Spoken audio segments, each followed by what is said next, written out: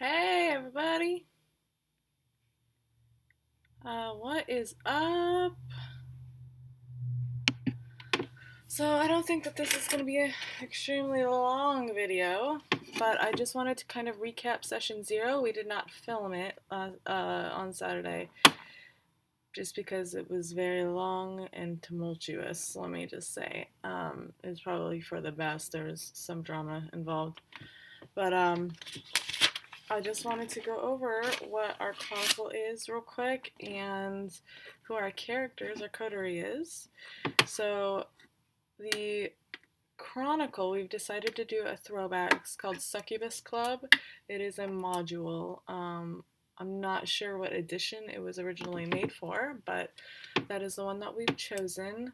And just to be clear, I am not DMing Vampire the Masquerade. Tiffany is. So I can't speak too much to what's going on just because I'm just a player. I don't know an incredible amount of information. I do know that it's Succubus Club and our coterie type is, am I saying it right? It's Plumiere. The tenets that they're going with are never deny true love, the guilty shall suffer, and uphold the norms of decent society. And I will say that these are particularly challenging for the character that I've created, but we'll get to that in a minute.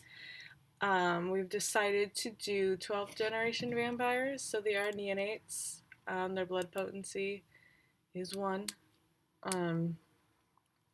So I don't have a specific order that I'm going to go over the characters in. And I don't quite have a format. I just took a look at the character sheets and the blurbs that they sent me and tried to keep it concise and interesting because, like I said, I don't want this to be incredibly long or revealing, because if anybody else from the group reads it, it might be giving out more backstory than is necessary, and that's more for the characters to put out to the group. The only reason that I'm privy to it at all is because I'm the one doing this video. So I was trying to keep it kind of light and brief, just some base background knowledge. So let's start with Aurelia, played by Chelsea. The concept of her was more of a vampire Hermione, which I love. I love that. That's a good concept. It's definitely a very visual one. She decided that her predator type is a bagger, so she gets her sustenance from bagged blood, cold blood. She landed on being a Tremere because she liked the idea of blood sorcery and witchcraft and all of that. So her age is 103, but she looks like she's 20. Her ambition is to find her sire and also to find a way to use powers to fight off the hunger. Some features, distinguishing features she has big green eyes. Her convictions were knowledge is power and learn from the history but embrace the future. The little blurb that I gathered from the big awesome story, she gave me a really big blurb, and I don't really want to repeat all of it here because again, this is just an intro, and I want the characters to be the ones promoting their own backstories. But she was raised in a convent by progressive feminist nuns in Prague. She's trained as a doctor and a chemist. She's very bookish and charmingly naive. She's physically weak, but she's very smart. She's a bit of a loner, and she has a lot of ideas, but she's not a leader type. My bangs are killing me. So that is Aurelia. Next up, we have Tilly, who's played by Sarah. Her predator type is the farmer, so she gets blood from animals. It's funny that my cat decided to speak up right there. So she gets her animal sustenance off of animals. She is also a Tremere, but she is a defector of her clan. Her ambition is to take down the Tremeres, the organized hierarchy of Tremeres that organized the execution of her sire. She, let's see, where do I want to go? Here, let's start with her backstory.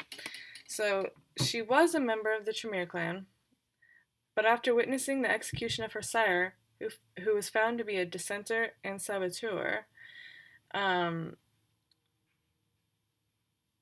she met him through being a professor of the University of Vienna, where she was a philosophy student there.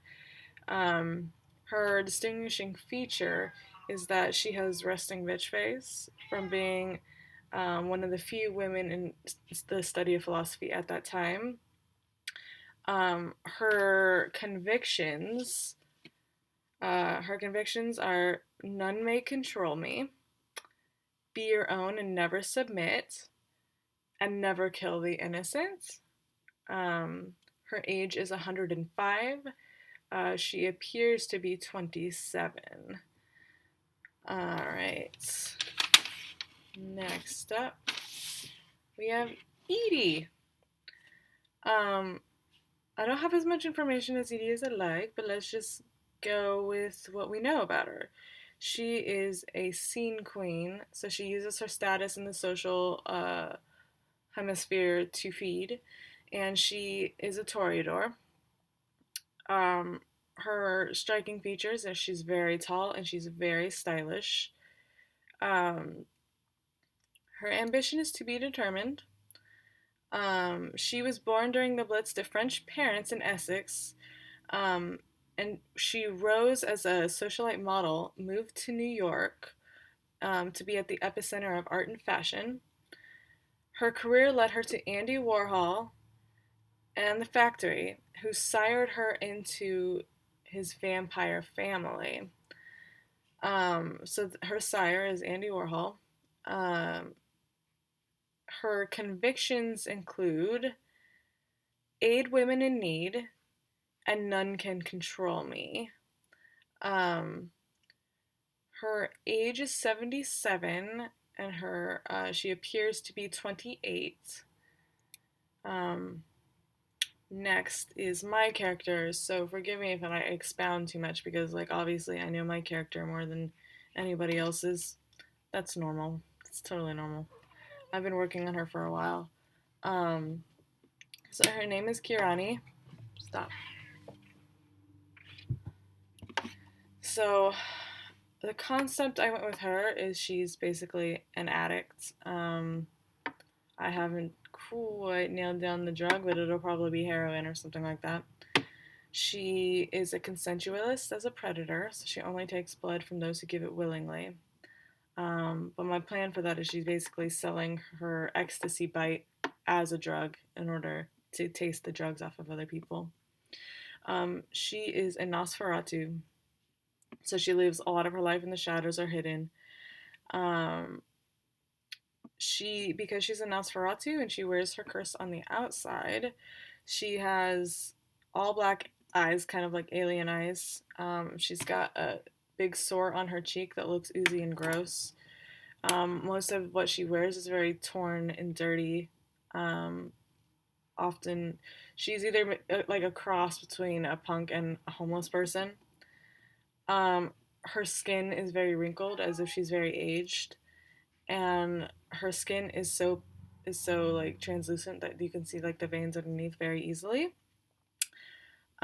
She is 95, but her appeared age is 17. She was turned very young. Her convictions are do not harm children, and her ambition is to kill Adi, who is not the person who turned her, but is basically somebody who she was bloodbound to, who broke her heart, and that is why she ended up in Portland, Oregon. So a little bit about her backstory. It's a little lore heavy, and I may or may not have got the lore entirely right. I'm still trying to figure it out. I have time to figure it out. We're not playing until December, but I'm just trying to make sure that I get the lore correct, but we'll see. So she was turned by her grandmother, who did not turn her mother because she did not feel that her mother was strong enough, but she felt that Kirani was strong enough. Um, and she did it to basically recruit her granddaughter into the Ashira, which is the Muslim community of kindred. Um, and the leader at the time was Adi. Um, he basically showed her how to be a vampire and how being a vampire works. Um, and that is about the time that he bloodbound her. She, at being 17, it's hard to tell what genuine love is, but she genuinely thought she was in love with him. I don't think that she knew at the time that she was being bloodbound. Um, but nevertheless, he has a place in her heart. And when she found him with another woman, another vampire woman, she was a bit distraught. And when she confronted him, he basically said that, you're a Nosferatu who could love that face, kind of thing. So that was when she tried to break apart the blood bond and go back to, uh, not back to, but go to America just to get away from him and make a clean break. She didn't want to talk to anybody, not even her grandmother, so she ran away. Um, so that's a little bit of who she is. Like I said, she's an addict, so she likes the taste of drugged blood. It's her preferred source of blood. Um, and that's basically how she makes her money. She's a drug dealer. So she has easy access. And most of the time, addicts of drugs will do anything for a fix. So we do have another member. Unfortunately, she did not give me her character sheet, and I don't remember an incredible amount about her. Her name is Victoriana. She lives in Spain. I'm just trying to remember off the top of my head what she said at session 0. She was seeking to overthrow somebody who took the head of the household from her. What was it? Something along those lines. And because Kirani was across the seas, they were going with the fact that they somehow knew each other, and that was why Victoriana came to Portland. It was something around that. She was a Ventru. She was hoping to be a Ventru. Other than that, I don't really know anything about her. Unfortunately, if she gets back to me while I'm streaming, then I will go in better detail. But for right now, it is what it is. So the last one is actually our DM. We decided to do a co-DM thing where our characters can be off for a little bit and on for a little bit, so that when her character arc ends, or not her character arc, but her story arc ends, then I will step in and do one, and then her character, who will already be established through the one we're currently doing, can be a player, and vice versa. I kind of designed my character with the idea that she could be there or not there. Like, she has other places she could be and other things that she could be doing. So that leads me to the last one. Her name is Time Darling. She is the proprietor of a lounge bar where she sings. She is a Malkavian, so she is a bit eccentric. She gets her blood consensually. She only drinks when people who are willing, but she does use her charms and things to will people into offering their blood to her. Her ambition is to protect her son, and I don't want to expound too much on that. That's for the story. Her conviction is to aid all women in need because she had a traumatic experience. So from the time she was young, she coveted fame, and singing quickly became her passion. She was stunning. She had stunning features with elegantly disheveled hair and big gray eyes. She has a son named Reese, who is her everything. Her age is 56, making her our youngest vampire. Her appeared age is 32. So that's one, two, three, four, five, six. That's six vampires in the mix in the coterie. And we were kind of thinking that she would be like the leader of the missions and the head of the group. And when my character wasn't there, she would kind of step in and do that. Um, so, as far as everybody's role in the scheme of things, we're not quite sure, but those are who we characters are. That's what we decided.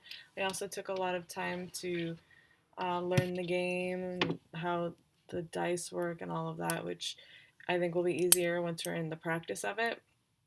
Um, but yeah, I didn't want to keep this too long, so I am going to shut us off. I do want to thank anybody who's taken the time to watch or will watch in the future. If you do have any questions, right now is the last call for questions, or not even necessarily questions, but comments, concerns. Um, we don't have an actual date yet for when we are going to do session 1, but it will be hopefully in early to mid December. I think before that we'll do another session of Dungeons and Dragons Lost Mines of Phandelver. But we also have the Christmas episode on the 22nd. So somewhere between the 1st and the 22nd, it's gonna happen, I promise. When we get more information, I'll go ahead and I'll throw it up on the website. But until then, I'm going to peace out.